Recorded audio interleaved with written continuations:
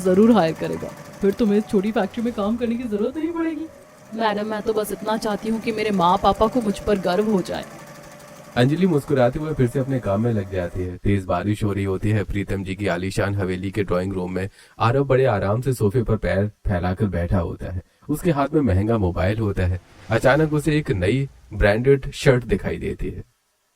पापा, मुझे ये वाली शर्ट अभी के अभी चाहिए, आज ही लॉन्च हुई है। तभी प्रीतम जी ड्राइंग रूम में आते हैं और मोबाइल में शर्ट देखते हैं। बस इतनी सी बात। वो तुरंत अपने मैनेजर को फोन लगाते हैं। अनुराग, चाहे दूसरे शहर जाना पड़े, लेकिन 2 घंटे के अंदर ये शर्ट मेरे बेटे के पास पहुंच जानी चाहिए। ठीक 2 घंटे बाद अनुराग शर्ट लेकर हवेली पहुंच जाता है। मालिक, पूरे जिले में इस शर्ट का पहला पीस यही आया है। देखा, जो चीज मार्केट में आती है सबसे पहले मेरे पास आती है। अभी ये सिर्फ 150 लोगों के पास ही है। अगले दिन सुबह अंजलि फैक्ट्री जाने के लिए घर से निकल रही होती है। तभी पड़ोस में रहने वाली नेहा भाभी घर के बाहर सिर पकड़कर परेशान बैठी होती हैं। भाभी, क्या हुआ? आप इतनी परेशान क्यों बैठी हैं? अरे दीदी, सुबह से रात तक बस खाना ही बनाती रहती हूँ, पूरा दिन रसोई में निकल जाता है। अच्छा, कितना बड़ा परिवार है आपका? 20-25 लोग होंगे। नहीं दीदी, पूरे 150 लोगों का परिवार है। क्या 150 लोग? इतना बड़ा परिवार भी होता है? हे भगवान, कहीं मेरा ससुराल भी इतना बड़ा निकला ना तो मैं तो पहले दिन ही भाग जाऊंगी। मुझे तो अपनी प्राइवेट लाइफ बहुत पसंद है। दीदी, जो किस्मत में लिखा होता है वही होता है। दोनों हंसकर अपने अपने काम पर चली जाती हैं। दूसरी तरफ आरव अपनी खुली जीप में गांव की कच्ची सड़क पर अपने 3 दोस्तों के साथ घूम रहा होता है। चारों रास्ते भर हंसी मजाक कर रहे होते हैं। खेतों के बीच बनी सड़क पर एक बुजुर्ग महिला सिर पर घास का भारी गट्ठर रखकर धीरे धीरे चल रही होती है। उनकी वजह से जीप की रफ्तार धीमी हो जाती है। यार गाड़ी रोक, इसे अभी रास्ता देना सिखाता हूँ। अरे छोड़ना, 2 मिनट धीरे चल लेंगे।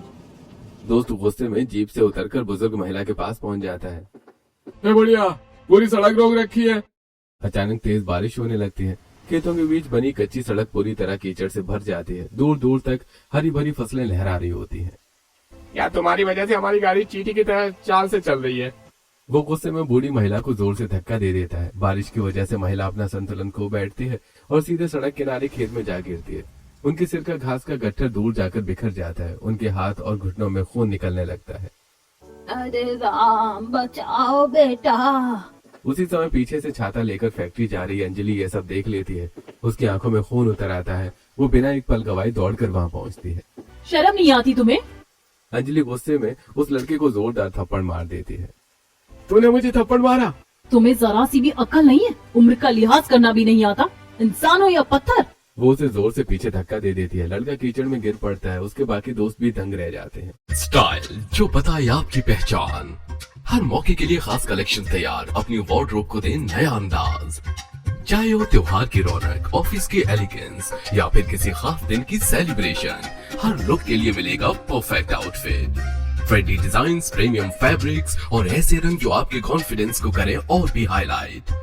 अब इंतजार किस बात का, आज ही विजिट करें इंडीजी स्टोर और अपने फैशन गेम को करें अपग्रेड।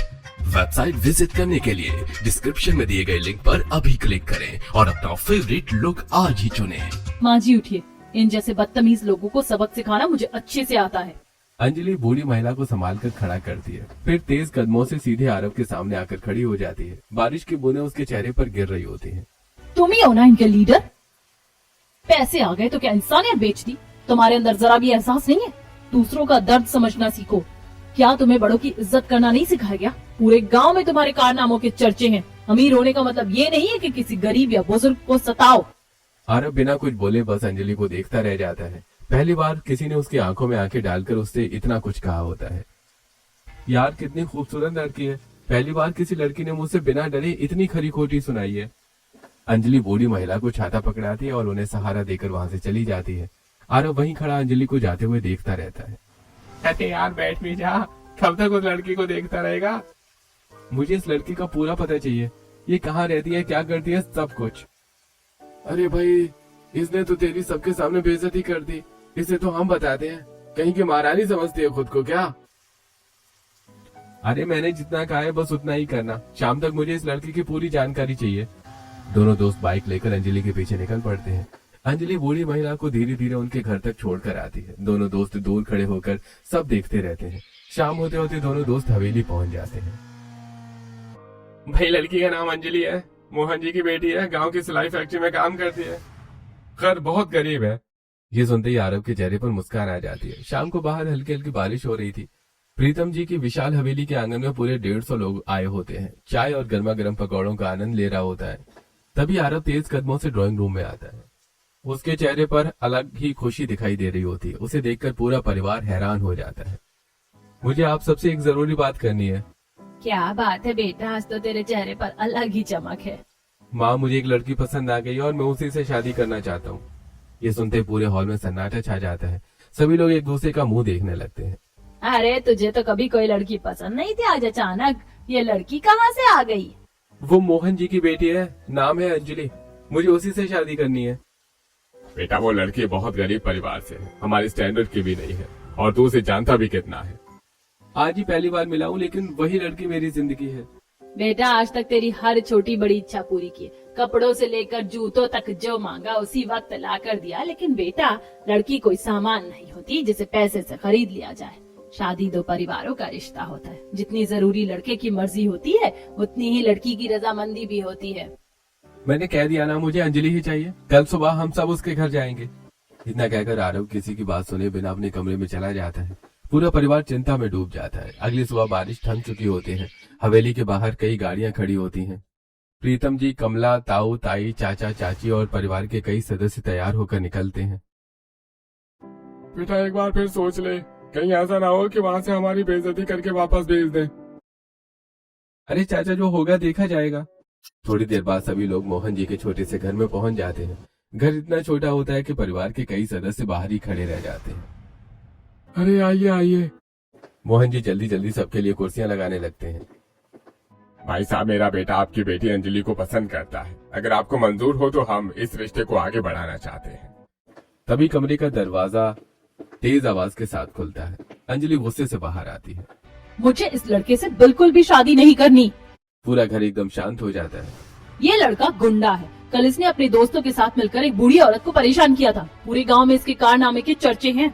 ऐसे इंसान से शादी करने से अच्छा है कि मैं जिंदगी भर अकेली रहूं। आरव पहली बार किसी लड़की से इस तरह अपनी बेइज्जती होते देख चुप रह जाता है। भाई साहब हमें माफ कर दीजिए, हमारी बेटी को यह रिश्ता मंजूर नहीं है। हम इसकी मर्जी के खिलाफ कोई फैसला नहीं ले सकते। अगर इसकी किसी बात से आपका दिल दुखा हो तो मैं इसकी तरफ से माफी मांगता हूँ। नहीं भाई साहब, इसमें आपकी कोई गलती नहीं है। पूरा परिवार चुपचाप वहां से वापस लौट जाता है। रात को बाहर फिर से बारिश शुरू हो जाती है। आरव अपने कमरे में अकेला बैठा खिड़की से बारिश को देख रहा होता है। उसके मन में अंजलि की बातें बार बार गूंज रही होती हैं। पहली बार लड़की जिसने मुझे ठुकरा दिया। अंजलि, मैं तुमसे ही शादी करूंगा। अगली सुबह अंजलि फैक्ट्री चली जाती है। उसके जाते ही आरव कई बड़े बड़े गिफ्ट लेकर मोहन जी के घर पहुंचता है। महंगे फलों की टोकरियां, मिठाइयां और कई जरूरी सामान देखकर अंजलि के माता पिता हैरान रह जाते हैं। बेटा ये सब लाने की क्या जरूरत थी? हाँ बेटा, हम इतने महंगे तोहफे नहीं ले सकते। अंकल आंटी, अंजलि को तो मेरी अच्छाई दिखाई नहीं देती। शायद आप लोग ही एक दिन उसे समझा पाएंगे। इसके बाद आरव लगभग रोज ही किसी न किसी बहाने उनके घर आने लगता है और उनकी जरूरतों का ध्यान रखने लगता है। एक दोपहर तेज उमस और रुक रुक कर हो रही बारिश के बीच मधुबाला की अचानक तबीयत बिगड़ जाती है। उन्हें तेज चक्कर आने लगते हैं और वो बेहोश होकर गिर पड़ती है। उसी समय आरव वहां पहुंच जाता है। अरे अंकल, जल्दी आइए।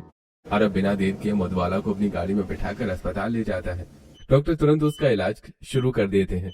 पूरे दिन आरव अस्पताल में रहकर उनकी सेवा करता है। शाम को फैक्ट्री से लौटकर अंजलि घबराई हुई अस्पताल पहुंचती है। तुम यहाँ क्या कर रहे हो? कहीं मेरी मम्मी के साथ तुमने कुछ किया तो नहीं? नहीं बेटा, ऐसा बिल्कुल नहीं है। अगर आज आरव समय पर नहीं आता तो पता नहीं मेरा क्या होता। ये बहुत अच्छा लड़का है, तू भी इसकी अच्छाई देखने की कोशिश कर। अंजलि चुपचाप अपनी मां को देखती रहती, लेकिन उसके चेहरे पर अभी भी नाराजगी साफ दिखाई देती है। अस्पताल से छुट्टी मिलने के बाद अंजलि अपनी मां को घर लेकर आती है। रास्ते भर हल्की बारिश होती रहती है। मम्मी, हमें इन लोगों को कभी भाव नहीं देना चाहिए। लेकिन बेटा, नहीं मम्मी, मैंने ऐसे अमीर लोगों को बहुत देखा है। ये पहले एहसान करते हैं और फिर उसी एहसान का फायदा उठाते हैं। मैं इनकी किसी बात में नहीं आने वाली। दूसरी तरफ घर के बाहर खड़ा आरव ये सब सुन लेता है। अगली शाम आसमान में काले बादल घूम रहे होते हैं। तेज बारिश की वजह से चारों तरफ पानी भर जाता है। बिजली बार बार चमक रही थी। मधुबाला चारपाई पर लेटी होती हैं। उनकी आंखें तेज बुखार की वजह से लाल हो चुकी होती हैं। उन्हें बार बार जोर जोर से खांसी उठ रही होती है। अंजलि उनके माथे पर ठंडी पट्टी रख रही होती है।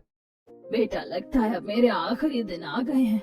मम्मी, ये कैसी बातें कर रही हो? आपको कुछ नहीं होगा। अगर तुम मुझसे सच में प्यार करती है तो मेरी आखिरी इच्छा पूरी कर दे। बोलो मम्मी, मैं सब करूंगी। बेटा, आरव बहुत अच्छा लड़का है, उसने हमारी कितनी सेवा की है। वो तुझसे सच्चा प्यार करता है।